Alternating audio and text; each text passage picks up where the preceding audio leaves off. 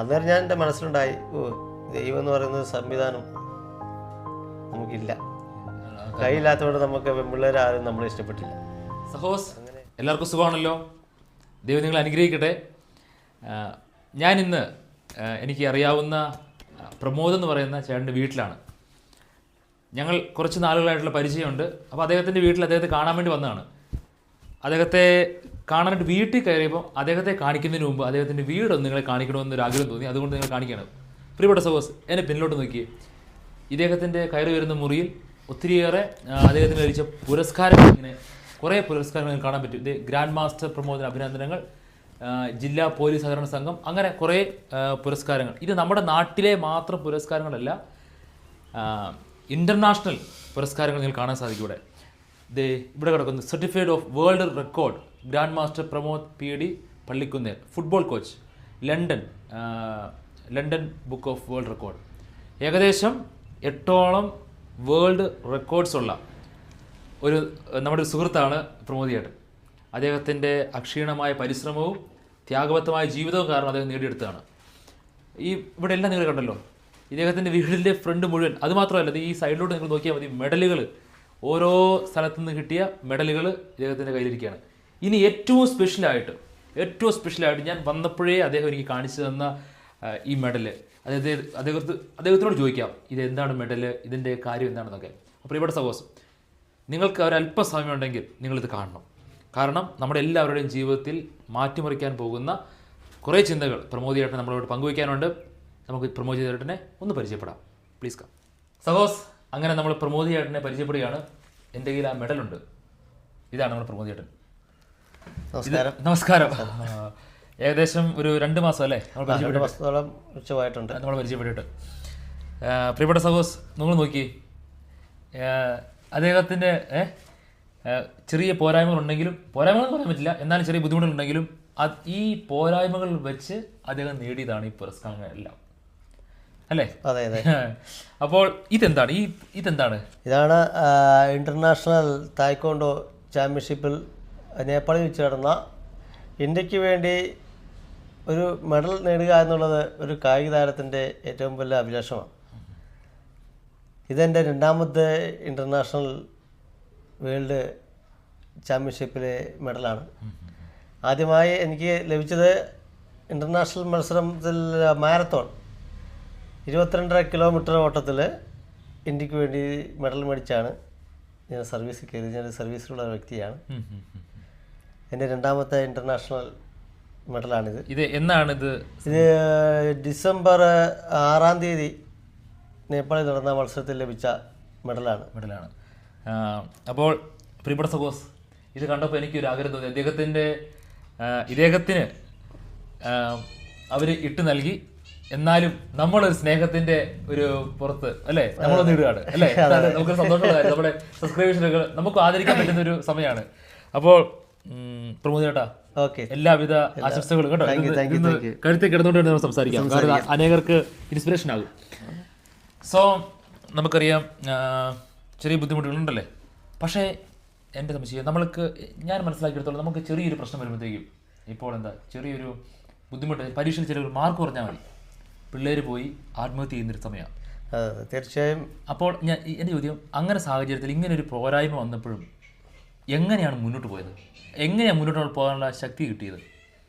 എൻ്റെ ജീവിതത്തിലെ എൻ്റെ രക്ഷിതാക്കളുടെയും സഹോദരങ്ങളുടെയും ഒരു വളരെ പിന്തുണ എനിക്ക് ലഭിച്ചു. അതിൻ്റെ ഭാഗമായിട്ടാണ് ഞാൻ എൻ്റെ ജീവിതത്തിൽ ഇപ്പോൾ നമ്മൾ കണ്ടുവരുന്ന നിരവധി കുട്ടികളുടെ ഒരു പോരായ്മ എന്ന് പറയുന്നത്, അവർ സ്വന്തമായി ഒരു മനധൈര്യം ക്രിയേറ്റ് ചെയ്യാനുള്ള ഒരു ശക്തി ഇന്ന് നമ്മുടെ കുട്ടികൾക്കില്ല. അത് മാത്രമല്ല, ഒരു ദൈവിക ചൈതന്യം നമ്മുടെ കുട്ടികളിലോട്ട് കടന്നു വരുന്നില്ല എന്നുള്ളതാണ് അതിനകത്തെ ഏറ്റവും പ്രധാനപ്പെട്ട ഒരു കാര്യം. എൻ്റെ ജീവിതത്തിൽ ഞാൻ ജനിക്കുന്നത് സാധാരണ കുടുംബത്തിൽപ്പെട്ട ഒരു വ്യക്തിയാണ്.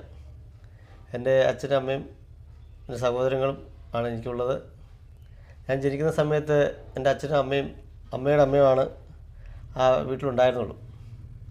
ആ സമയത്താണ് എൻ്റെ ജനനം. അമ്മ വീട്ടിലാണ് ജനിച്ചത്. ജനിക്കുന്ന സമയത്ത് അമ്മ അച്ഛനോട് പറഞ്ഞു, എന്നേ നമ്മുടെ കൊച്ച് ജനിച്ചു, കൊച്ചിന് കൈയില്ലല്ലോ. അപ്പോൾ അച്ഛൻ ചോദിച്ചു എന്താ പറഞ്ഞെന്ന് ചോദിച്ചു. അപ്പോൾ ഒന്നുകൂടെ അമ്മയോട് പറഞ്ഞു നീ ഒന്നുകൂടെ നോക്കിക്കേന്ന് പറഞ്ഞു. അമ്മ നോക്കിയിട്ട് വീണ്ടും പറഞ്ഞു എന്നേ കൊച്ചിന് കൈയില്ല. അപ്പോൾ എൻ്റെ അച്ഛൻ വന്നിങ്ങനെ വാതിക്കൽ വന്ന് ഇങ്ങനെ നോക്കിയപ്പോൾ ഒരു മാംസപിണ്ഡമായ ഒരു ശിശുവാണ് എൻ്റെ രക്ഷിതാവിനെ കാണാൻ കഴിച്ചത്. അപ്പോൾ വളരെയധികം വേദനയോടെ അച്ഛൻ നിലവിളിച്ചു. അപ്പോൾ ദേശത്തുള്ള എല്ലാ ജനങ്ങളെയും എന്നെ കാണുമ്പോൾ എന്തോ സംഭവം നടന്നിട്ടുണ്ട്, എൻ്റെ ഭവനത്തിൽ നടന്നിട്ടുണ്ട്. അതറിയാൻ വേണ്ടിയിട്ട് എൻ്റെ പ്രദേശവാസികൾ ദൂരദേശത്തു നിന്ന് വരെയും ജനങ്ങൾ എന്നെ കാണാൻ വന്നിട്ടുണ്ട്. ഇങ്ങനെയൊരു അത്ഭുതകരമായിട്ടുള്ളൊരു കുട്ടിയെ കാണുവാനായിട്ട് എൻ്റെ പ്രദേശവാസികളും എന്നെ കാണുവാനായിട്ടുള്ള ആകാംക്ഷയോടുള്ള ഈ ഒരു തരത്തിലുള്ള ഒരു കുഞ്ഞിനെ കാണുവാനായിട്ട് എൻ്റെ ഭവനത്തിൽ കടന്നു വന്നു. അന്ന് എൻ്റെ അച്ഛനോട് പറഞ്ഞു, ഒരു അമ്മച്ചി പറഞ്ഞു, നിൻ്റെ മരണ സമയത്ത് ഒരു തുള്ളി വെള്ളം തരുവാനായിട്ട് നിനക്ക് ഇവനായിരിക്കും കഴിയൂ. അതുപോലെ തന്നെ എൻ്റെ അച്ഛൻ പറഞ്ഞു എനിക്ക് ഈ കുട്ടിയെ വേണ്ട. അപ്പോൾ ആ അമ്മച്ചി പറഞ്ഞു നീ എൻ്റെ അമ്മയോടാണ് പറയുന്നത്. അന്നേരം അമ്മ പറഞ്ഞു എനിക്ക് ഈ കൊച്ചിനെ കൊല്ലാനൊന്നും പറ്റത്തില്ല, എൻ്റെ പാവ കാണാൻ സാധിക്കില്ല, നിനക്കിഷ്ടമുള്ളത് ചെയ്തോളാൻ പറഞ്ഞു. അങ്ങനെ ഇരുന്നപ്പോഴാണ് മറ്റുള്ള ആൾക്കാർ വന്നപ്പോൾ പറഞ്ഞു നീ ഈ കുട്ടിയെ വളർത്തി വിട്ടാൽ മതി, നിൻ്റെ മരണസമയത്ത് ചിലപ്പോൾ ഇവനെ കൊണ്ടായിരിക്കും നിനക്ക് പ്രയോജനം ഉണ്ടാകുക. ആ ഒരു വാക്ക് ദൈവകൃപയാൽ അത് നിറവേറ്റുവാനായിട്ട് സാധിച്ചു. എൻ്റെ അച്ഛൻ മരിക്കുന്ന സമയത്ത് ഞാൻ കോളേജിൽ പഠിക്കുന്ന സമയമാണ്, എക്സാം കഴിഞ്ഞ് വന്ന സമയത്താണ്. ആ സമയത്ത് എൻ്റെ വീടിൻ്റെ ഫ്രണ്ടിലൂടെ ടാറിങ് കിടക്കുക, അപ്പോൾ സോളിങ് ഇടുക. സോളിങ് ഇടുന്ന ഉച്ചയ്ക്ക് ഭക്ഷണം കഴിക്കാൻ പറ്റുന്ന സമയത്താണ്. പശുവുണ്ട്, പശുവിനെ കറക്കാനുണ്ട്. അപ്പോൾ അച്ഛനും അമ്മയും പശുവിനെ കറക്കാനായിട്ടുള്ള മാറിയ സമയത്ത് ഞാനിവർക്ക് പെട്ടെന്ന് തന്നെ ഭക്ഷണം വിളമ്പി വെച്ചു. അപ്പോൾ ചാച്ചൻ കറന്നു വന്നു. അമ്മ പശുവിനെ പുല്ലൊക്കെ ഇട്ട് കൊടുത്തു. അപ്പോൾ ഇവർ ഭക്ഷണം കഴിച്ച് വീണ്ടും ജോലിക്ക് പോയി.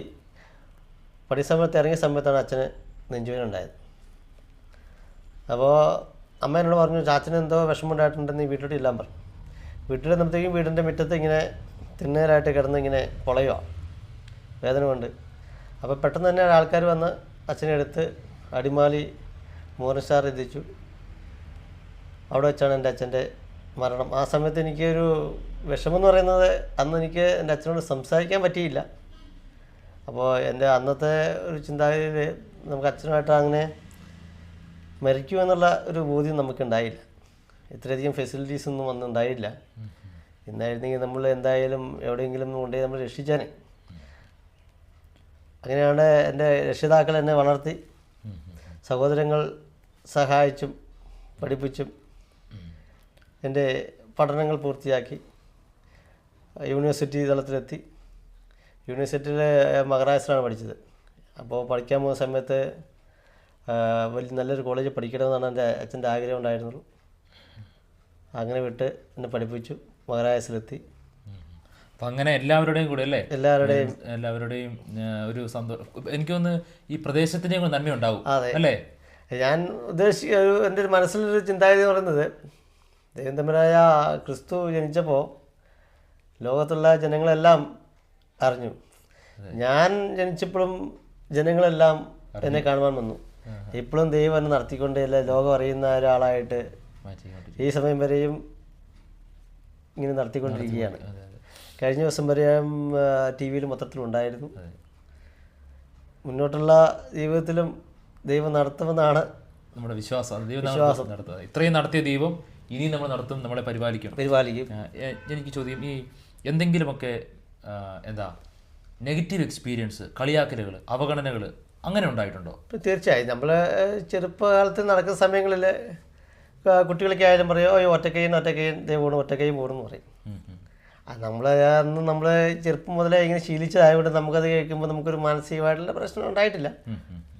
പിന്നെ മാനസിക പ്രശ്നം ഉണ്ടായതെന്ന് തോന്നിയത് ഞാൻ മത്സരിക്കാൻ പോകുന്ന സമയങ്ങളിൽ ആൾക്കാരെ പറയും, ഓ ഈ കൈയില്ലാത്തവനല്ലേ ഇനിയിപ്പം ഇന്ത്യക്ക് വേണ്ടിയിട്ട് മെഡൽ നേടുന്നത്.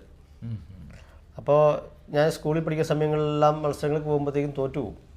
അപ്പോൾ നമുക്ക് മാനസികമായിട്ടൊരു ബുദ്ധിമുട്ട്, അയ്യോ ഞാൻ തോറ്റുപോയി. മറ്റുള്ളവർക്ക് പ്രൈസ് കിട്ടുമ്പോൾ നമുക്കൊരു വിഷമം, അയ്യോ എനിക്കും പ്രൈസ് കിട്ടിയില്ല. അപ്പോൾ വീണ്ടും ഞാൻ തന്നെ ഒറ്റയ്ക്ക് തന്നെ പ്രാക്ടീസ് ചെയ്യും.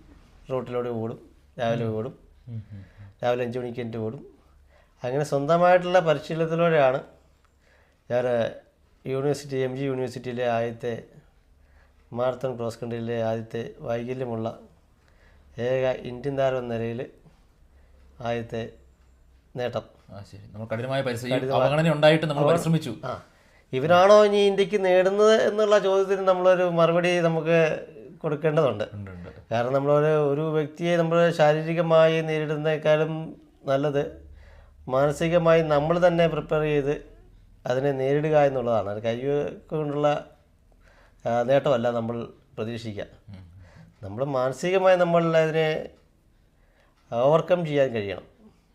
ഇപ്പം നമ്മൾ കണ്ടുവരുന്നത് മിക്ക ചെറുപ്പക്കാർക്കും അങ്ങനെ ഒരു ഓവർകമ്മിങ് കഴിയുന്നില്ല.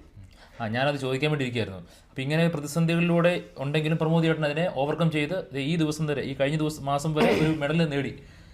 ഇനി ഇന്നത്തെ യുവജനങ്ങളോട് എന്താ പറയാനുള്ളത്? ഇത്രമാത്രം ഒരു സ്ട്രഗിൾ ഉണ്ടായിട്ട് നമ്മൾ അതിനെ അതിജീവിച്ച് മുന്നോട്ട് വന്നു. ഇന്നത്തെ യുവജനങ്ങളോട് എന്താ പറയാനുള്ളത്? ഇങ്ങനെ ഒരു ജീവിതം ഞാൻ എന്താ അവരോട് സംസാരിക്കുമ്പോൾ തോന്നുന്നത്? അവരോട് സംസാരിക്കാനുള്ളത്, നമ്മൾ ഒരിക്കലും തളരേണ്ടവരല്ല. ശ്രദ്ധിക്കണം കേട്ടോ, ഇത് നിങ്ങൾക്കുള്ളതാണ്. നമ്മുടെ 2 കൈയും കാലുമല്ല ഒരു മനുഷ്യൻ്റെ ടേണിംഗ് പോയിൻ്റ്. നമുക്ക് ചെയ്യാനൊരു നല്ലൊരു മനസ്സുണ്ടെങ്കിൽ നമ്മൾ ഏത് ലോകവും നമുക്ക് കീഴടക്കാൻ കഴിയും.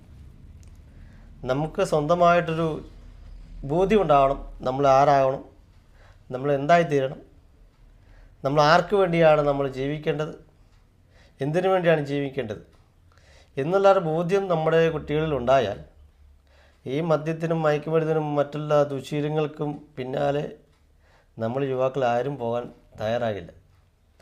നമ്മുടെ യുവാക്കളിപ്പോൾ കണ്ടുവരുന്നത് ഒരു ദൈവവിശ്വാസം എന്ന് പറയുന്ന ഒരു ചിന്താഗതി നമ്മുടെ ഭവനങ്ങളിൽ പോലും കാണുന്നില്ല.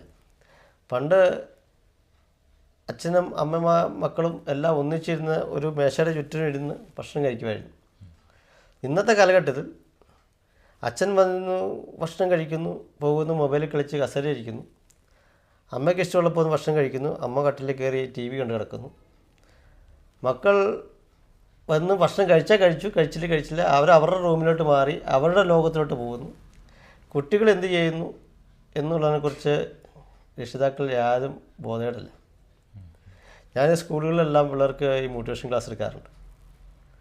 അപ്പോൾ അവിടെ ചെല്ലുമ്പോൾ ചോദിക്കുമ്പോൾ രക്ഷിതാക്കൾ വന്നിട്ട് അധ്യാപകരോട് പറയുകയാണ്, എൻ്റെ കുട്ടിയെ ഒന്ന് പറഞ്ഞ് മനസ്സിലാക്കണം.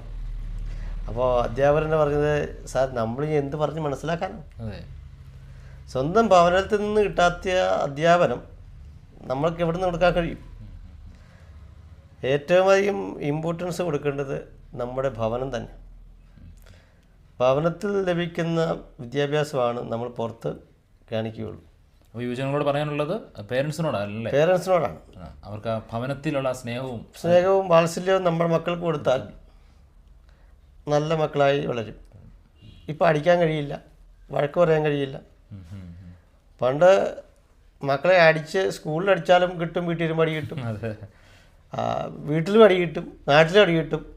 അങ്ങനെ ഒരു ഭയമുണ്ടായിരുന്നു. കാരണം നമ്മുടെ വീട്ടിൽ നമ്മുടെ റേഞ്ചിലുള്ളവർ പഠിക്കുന്ന സമയത്ത് റോഡിലൂടെ പോയി കഴിഞ്ഞാൽ വേറെ ഒരുത്തിനൂടെ പോയി കഴിഞ്ഞിട്ടുണ്ടെങ്കിൽ അപ്പം തന്നെ വീട്ടിലറിയും, നിൻ്റെ മകൻ അവരുടെ കൂടെ പോയിട്ടുണ്ട് കേട്ടോ. ഇപ്പം സ്വന്തം അയലോക്കത്തുള്ള മക്കളെ പോലെയോ സ്വന്തം മക്കളെ പോലെയോ തിരിച്ചറിയാനായിട്ട് സാധിക്കുന്നില്ലാത്ത കാലഘട്ടമാണ്. സ്വന്തം അയലോക്കത്തിന് മരണം നടന്ന അറിയില്ല, ബന്ധങ്ങളില്ല, കൂട്ടുകാട്ട് ബന്ധങ്ങളില്ല, ഉള്ള ബന്ധങ്ങളെല്ലാം വഴിവഴിച്ചു പോകുന്ന രീതിയിലുള്ള ബന്ധങ്ങളാണ് നമ്മുടെ ചെറുപ്പക്കാരിപ്പോൾ കണ്ടുവരുന്നത്. അപ്പോൾ കുടുംബത്തെ ശ്രദ്ധിക്കുക അല്ലേ? കുടുംബത്തെ ശ്രദ്ധിക്കണം. ഇനി എനിക്ക് ചോദിക്കാനുള്ള കാര്യം, നമ്മൾ ആദ്യം കാണുന്നത്, അന്ന് ചേട്ടൻ എന്നെ കണ്ടിട്ടില്ല, ഞാനാണ് ചേട്ടനെ കാണുന്നത്. പിന്നെ നമ്മൾ പറഞ്ഞത് ഒരു ഓർത്തഡോക്സ് പള്ളിയുടെ ഫ്രണ്ട് വെച്ചാണ്. അത് സ്ഥലം കത്തിപ്പാറ സെന്റ് ജോർജ് ഓർത്തഡോക്സ് പള്ളിയിൽ വെച്ചാണ് ഞാൻ കാണുന്നത്. അത് കഴിഞ്ഞ ശേഷമാണ് ഞാൻ ഈ വഴിയിൽ പിന്നീട് വഴിയിൽ നമ്മൾ ഔചാരികമായിട്ട് കണ്ടുപിട്ടി, അന്ന് സംസാരിച്ചു. പിന്നെ അതിനുശേഷമാണ് നമ്മളിപ്പോൾ ഇന്ന് വീട്ടിലോട്ട് വരുന്നത്. ഈ പ്രതിസന്ധി നമുക്കറിയാം, മനുഷ്യർക്ക് ഒരു രീതിയിലല്ല മറ്റു രീതിയിൽ പ്രതിസന്ധികളുണ്ടാകും, പോരായ്മകളുണ്ടാകും, പരിമിതികളുണ്ടാകും. ഉണ്ടാവും. അപ്പോൾ ചിലർക്ക് ശാരീരികമാകും, ചില മാനസികമായ ബുദ്ധിമുട്ടുകളാകും, പല ആത്മീയമായ ബുദ്ധിമുട്ടുകൾ, പല രീതിയിലാണ്. ഈ പ്രതിസന്ധികളെ തരണം ചെയ്യാൻ വിശ്വാസം എത്രമാത്രം സഹായകമായിരുന്നു? ദൈവത്തിലുള്ള വിശ്വാസം. ഞാൻ ഇങ്ങനെ സംഭവിച്ച ശേഷം ഞാൻ നിരവധി തവണ ദൈവത്തെ പഠിച്ചിട്ടുള്ള വ്യക്തിയാണ്. ജോലി കിട്ടാൻ വേണ്ടി നിരവധി സമയങ്ങളിൽ സെക്രട്ടേറിയറ്റിലൂടെ നടന്ന് മടുത്ത് ഞാൻ ദൈവത്തോട് പറയാറുണ്ട്, ദൈവം എനിക്ക് കയ്യില്ലാത്തതുകൊണ്ടാണല്ലോ എനിക്ക് ജോലി കിട്ടാതെ, വേറൊരു കൂലിപ്പണിക്കാരും വിളിക്കില്ല. അങ്ങനെ 5 വർഷക്കാലം ഞാൻ സെക്രട്ടേറിയറ്റിലൂടെ കയറി ഇറങ്ങി. അമ്മ പണിയുന്ന പൈസ കൊണ്ട് ഒരു ദിവസം KSRTC സ്റ്റാൻഡിൽ കിടക്കും, പിറ്റേ ദിവസം ചെല്ലുമ്പോൾ ഓഫീസിൽ ആളുണ്ടാവില്ല, അല്ലെങ്കിൽ ഫയലുണ്ടാവില്ല. വീണ്ടും നമ്മൾ തിരിച്ചു വന്ന് KSRTC മാറി നേരെ റെയിൽവേ സ്റ്റേഷൻ കിടക്കും. അങ്ങനെ 5 വർഷക്കാലം ഞാൻ ഈ കുതുകടി കൊണ്ട് കഴിഞ്ഞു. അന്നേരം ഞാൻ എൻ്റെ മനസ്സിലുണ്ടായി, ദൈവം എന്ന് പറയുന്ന സംവിധാനം നമുക്കില്ല. കാരണം നമുക്ക് ഈ കയ്യില്ലാത്തതുകൊണ്ടാണല്ലോ നമുക്ക് ഇത് കിട്ടാത്തത്. ദൈവമാണല്ലോ ഇങ്ങനെ സൃഷ്ടിച്ചത്. ദൈവമാണെങ്കിൽ ഉണ്ടെങ്കിൽ അങ്ങനെ ഇരിക്കുന്ന ഒരു സമയത്ത് ദൈവം എനിക്കൊരു ജോലി തന്നി. ആ സ്പോർട്സ് താരം എന്ന നിലയിൽ എൻ്റെ കഴിവുകളെ ദൈവം മാനിച്ചുകൊണ്ട്, ആ ദൈവം നമ്മൾ കയ്യില്ലാത്തവനാക്കിക്കൊണ്ടാണല്ലോ നമ്മൾ ഈ നിലയിൽ എത്തിയത്. അതാണ് ദൈവത്തിൻ്റെ ഒരു പദ്ധതി ഒരു മനുഷ്യരിൽ എപ്പോഴും ഉണ്ട്. നമ്മളത് തിരിച്ചറിയാൻ കഴിയുന്നില്ല. അതുപോലെ തന്നെ ഞാൻ നിരവധി എൻ്റെ വിവാഹം ആലോചനകൾ നടത്തി. ആ സമയങ്ങളൊന്നും പെൺകുട്ടികൾക്ക് നമ്മൾ ഇഷ്ടപ്പെട്ടില്ല. കയ്യില്ലാത്തതുകൊണ്ട് നമുക്ക് പെൺപിള്ളേരാരും നമ്മളെ ഇഷ്ടപ്പെട്ടില്ല. അങ്ങനെ ഒരിക്കൽ ഒരു ഫേസ്ബുക്കിലൊരു ചെറിയ മെസ്സേജോടെ വഴിത്തിരിവായ ദൈവം എൻ്റെ ഒരു കൂട്ടാളിയെ നൽകി. അതിൻ്റെ പുള്ളിക്കാരുടെ പേരാണ് എലിസബത്ത് എന്നാണ് എൻ്റെ വൈഫിൻ്റെ പേര്. അങ്ങനെ ജീവിതത്തിൽ ദൈവം വളരെയധികം മാനിച്ച്. പക്ഷേ ഞങ്ങൾക്ക് എൻ്റെ ഒരു വളരെ വിഷമമുണ്ട്. കാരണം ഞങ്ങൾക്ക് കുട്ടികളുണ്ടായത് മരിച്ചുപോയി. അപ്പം ഞാൻ അന്നും ഇപ്പോഴും ഞാൻ കുറേ നാളായിട്ട് പ്രാർത്ഥനകളും ഉണ്ടായിരുന്നു. പിന്നെ ഈ കുട്ടി പ്രഗ്നൻ്റ് ആയ സമയത്ത് തന്നെ ഞാൻ ദൈവത്തോട് പ്രാർത്ഥിച്ചു, എനിക്ക് മക്കളെ തരണം. അപ്പോൾ എല്ലാ ദിവസവും ഞാൻ ഓഫീസിൽ പോകുമ്പോഴത്തേക്കും കുട്ടിയുടെ വയറ്റത്തോട്ട് യേശുവിൻ്റെ നാമം ഞാൻ പ്രാർത്ഥിച്ചാണ് പോകാറുണ്ടായിരുന്നുള്ളൂ. എന്തായാലും 7 മാസം ആയപ്പോഴത്തേക്കും ടിങ്സ് ആയിരുന്നു. അപ്പോൾ ഈ സ്റ്റിച്ചുള്ളതുകൊണ്ട് അത് ഇൻഫെക്ഷനായിട്ട് റിമൂവ് ചെയ്യപ്പോഴത്തേക്കും പെയിൻ കൂടി, അത് ഡെലിവറി ആയി. എൻ്റെ കുട്ടികൾ മരിച്ചുപോയി. അന്ന് ഞാൻ ദൈവത്തോട് പറഞ്ഞു, എനിക്കൊരു ഇത്രയധികം നേട്ടങ്ങൾ നൽകിയെങ്കിലും എനിക്കൊരു മക്കളെ നൽകിയില്ല. അതുകൊണ്ട് ഞാൻ കുറേ നാൾ ഞാനിങ്ങനെ വിഷമിച്ച് പ്രാർത്ഥനയൊന്നും ഉണ്ടായിരുന്നില്ല. പിന്നെ എനിക്ക് തോന്നി, നമ്മൾക്ക് ദൈവം തക്കതായ ഒരു കുഞ്ഞിനെ നമുക്ക് നോക്കാൻ കഴിയുന്ന ഒരാൾക്ക് മാത്രമേ ദൈവം തരികയുള്ളൂ. ഒരു കുട്ടീനെ ഒരു രക്ഷിതാവിനെ നോക്കാൻ കഴിയും എന്ന് ഉറപ്പുണ്ടെങ്കിൽ മാത്രമേ ദൈവം അയാൾക്ക്, ആ ദമ്പതികൾക്ക് മക്കൾ നൽകുകയുള്ളൂ. അതാണ് എൻ്റെ കാരണന്മാർക്ക് എന്നെ നൽകിയത്. ഈ കുറവില്ലാത്തൊരാളെ നോക്കാൻ എൻ്റെ രക്ഷിതാക്കൾക്ക് കഴിയും എന്നുള്ള ദൈവത്തിന് ബോധ്യമുള്ളതുകൊണ്ടാണ് അവർക്ക് നൽകിയത്. അല്ലെങ്കിൽ അവർക്ക് ഒന്നുളയത്തില്ലായിരുന്നു. ഇപ്പോൾ നമ്മൾ സമൂഹങ്ങളിൽ കണ്ടുവരുന്നത് കുട്ടികളുണ്ടാകുന്നത് കൊണ്ടുവന്ന് കലങ്ങിനടിയിലും വേസ്റ്റ് കൊട്ടയിലും പട്ടി വലിച്ചു നടക്കുന്നവരെ നമ്മൾ മാധ്യമങ്ങളിൽ കണ്ടു. അത് ദൈവത്തിനൊരു മുന്നമേ ഒരു ബോധ്യം ഉണ്ടായിരുന്നു.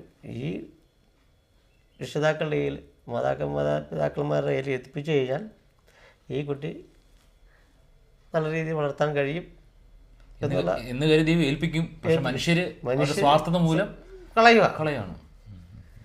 അപ്പോൾ ദൈവം എന്നെ നല്ലൊരു കൈകളിൽ എത്തിച്ചുകൊണ്ട് ഇന്ന് അച്ഛൻ്റെ മുമ്പിൽ ഇരിക്കാനായിട്ട് ദൈവം കൃപ നൽകിയിരിക്കുക. ദൈവം പ്രവർത്തിക്കുന്നുണ്ട്. അതുകൊണ്ട് അതെ, ദൈവം പ്രവർത്തിക്കുന്നുണ്ട്. ദൈവത്തിൻ്റെ വഴികൾ നമുക്ക് അറിയത്തില്ല. ദൈവത്തിൻ്റെ വഴികൾ നമ്മൾക്ക് ആർക്കും തിരിച്ചറിയാൻ കഴിയില്ല. നമ്മൾ എപ്പോഴും ഇങ്ങോട്ട് ലഭിക്കുക എന്നുള്ള ആ ഒരു ചിന്താഗതിയിലാണ് മനുഷ്യൻ്റെ ചിന്തകൾ. നമ്മൾ എന്ത് ആവശ്യങ്ങൾക്ക് വേണ്ടി മാത്രമാണ് നമ്മൾ ദൈവത്തെ ആശ്രയിക്കുക. നമ്മൾ ദൈവത്തിനൊന്നും കൊടുത്തിട്ടുള്ള ആൾക്കാരല്ല. നമ്മുടെ സംസാരം ഇങ്ങനെ കിട്ടിയ പുരസ്കാരങ്ങളിൽ നിന്ന് പതുക്കെ ആത്മീയ തലത്തിലോട്ട് എത്തി. അതെ, അതാണ് അവസാനം നമ്മുടെ ആത്മീയതയിൽ എത്തുക എന്നുള്ളതാണ് പ്രധാനപ്പെട്ടത്. ആ മനസ്സിലാക്കുകയാണ് അല്ലേ, അവസാനം ഇതെല്ലാം ദൈവത്തിന്റെ പദ്ധതിയാണ്, ദൈവത്തിന്റെ ആഗ്രഹമാണ്, ദൈവത്തിന്റെ പ്ലാൻ ആണെന്നുള്ള തിരിച്ചറിവിലോട്ട് നമ്മൾ എത്തുക എന്നുള്ളത്. അത് തീർച്ചയായും നമ്മൾ ഒരു ഒരു പോയിന്റ് സ്റ്റാർട്ട് ചെയ്യുമ്പോൾ, ഒരു റൗണ്ട് സ്റ്റാർട്ട് ചെയ്യുമ്പോൾ അതിൻ്റെ എവിടെ നിന്ന് തുടങ്ങുന്നോ എവിടെ അവസാനിക്കുന്നോ ഒരു പോയിന്റിലായിരിക്കും. അത് നമ്മൾ ചെറുപ്പം മുതലേ നമ്മൾ കണ്ടുവരുന്നുണ്ട്. പ്രായമാകുമ്പോഴാണ് കൂടുതൽ ആൾക്കാരും ദൈവസന്നിധിയിട്ട് എടുക്കുക. അതിന് മുമ്പ് എന്ത് വൃത്തികേട് കാണിച്ചാലും അവസാന നിമിഷത്തിലെത്തുമ്പോൾ എല്ലാ മനുഷ്യരുടെയും ചിന്തയുണ്ട് ദൈവത്തിലോട്ട് അടുക്കാനുള്ള വഴിയാണ്. ഒരിക്കലും ഞാൻ വിശ്വസിക്കുന്നില്ല അവസാന നിമിഷത്തിലോട്ട് വന്ന് ദൈവത്തിൻ്റെ കാൽക്കൽ വീണ് അപേക്ഷിച്ചാലൊന്നും ദൈവം കേൾക്കില്ല. നമ്മൾ ചെയ്യേണ്ട പ്രവൃത്തികൾ, വഴികൾ തെളിച്ചു പോയാൽ മാത്രമേ നമ്മൾ ദൈവസന്നിധിയിൽ എത്തുകയുള്ളൂ. അല്ലാതെ അവസാന നിമിഷത്തിൽ കൊണ്ട് നമ്മൾ ഈ കതിരിനെ വളം വെക്കുക എന്നുള്ള ആ ഒരു പഴയ കാരണന്മാരൊരു പഴഞ്ചൊല്ലുണ്ട്. അത് വെറുതെ പറയുന്നതല്ല. അതൊക്കെ ഇതേപോലുള്ള ആ സാഹചര്യങ്ങൾ നമ്മൾ മനസ്സിലാക്കുമ്പോഴാണ് അതിൻ്റെ അർത്ഥബദ്ധം നമുക്ക് മനസ്സിലാക്കാം. നമ്മൾ ആ സാഹചര്യങ്ങളിൽ കടന്നു പോകുമ്പോഴാണ് മനസ്സിലാക്കുന്നത്. പ്രിയപ്പെട്ട സഹോസ്, നമ്മൾ കുറച്ച് സമയം സംസാരിച്ചു. ഇനിയും കുറച്ചധികം നേരം സംസാരിക്കാനുണ്ട്. ഇനിയും വേറെ സമയത്ത് നമ്മൾ കുറച്ച് നേരം സംസാരിക്കും. അപ്പോൾ പ്രമോദ് ചേട്ടാ, ഒത്തിരി നന്ദി. ചേട്ടൻ്റെ ജീവിതം അനേകർക്ക് പ്രചോദനമാകട്ടെ. പ്രിയപ്പെട്ട സഹോസ്, പരമാവധി ആളുകൾക്ക് നിങ്ങളിത് അയച്ചു കൊടുക്കണം. ഇദ്ദേഹം എടുത്ത ഒരു എഫേർട്ടുണ്ട് ജീവിതത്തിൽ. തളർന്നു പോകുമെന്ന് തോന്നിയപ്പോൾ, എല്ലാം അവസാനിക്കുമെന്ന് തോന്നിയിടത്തുനിന്ന് ഇദ്ദേഹം ആരംഭിച്ചൊരു എഫേർട്ടുണ്ട്. അത് ദൈവത്തിൻ്റെ വിശ്വാസത്തിൽ ആശ്രയിച്ച്, ദൈവത്തിൽ ആശ്രയിച്ചുള്ളൊരു തുടക്കമായിരുന്നു. അത് ഇവിടം വരെ, ഈ നിമിഷം വരെ ദൈവം ഇങ്ങനെ അനുഗ്രഹിച്ച് കൊണ്ടുനടക്കുകയാണ്. അപ്പോൾ നിങ്ങൾ ഞങ്ങൾക്ക് വേണ്ടി പ്രാർത്ഥിക്കണം. നിങ്ങളുടെ ജീവിതത്തിലൂടെ തന്നെ നിങ്ങളുടെ പ്രതിസന്ധികളൊന്നും തളർന്നു പോകരുത്, അല്ലേ? തീർച്ചയായും പ്രതിസന്ധികൾ മനുഷ്യന് അനിവാര്യമാണ്. അപ്പോൾ അങ്ങനെ ആ പ്രതിസന്ധികളിൽ തളർന്നു പോകാതെ മുന്നോട്ട് പോവുക. ദൈവം അനുഗ്രഹിക്കട്ടെ. എല്ലാവരെയും, അച്ഛനെയും അച്ഛൻ നടത്തുന്ന ശുശ്രൂഷയെയും ദൈവം വളരെയധികം അനുഗ്രഹിക്കട്ടെ. കൂടെ എൻ്റെ ഫാമിലിയെയും എല്ലാവരും പുറത്ത് പ്രാർത്ഥിക്കുക. എൻ്റെ വൈഫാണെങ്കിൽ മാനസികമായിട്ടും മരിച്ചു പോയതിൻ്റെ ഒരു വിഷമത്തിലുണ്ട്. അപ്പം ഞങ്ങൾക്ക് നല്ലൊരു തലമുറ ലഭിക്കാനായിട്ട് നമ്മൾ പ്രാർത്ഥിക്കണം. ദൈവം അനുഗ്രഹിക്കട്ടെ, അല്ലേ? തീർച്ചയായും. അപ്പോൾ ഒത്തിരി നന്ദി. നമുക്ക് വീണ്ടും കാണാം. Thank you. സന്തോഷം.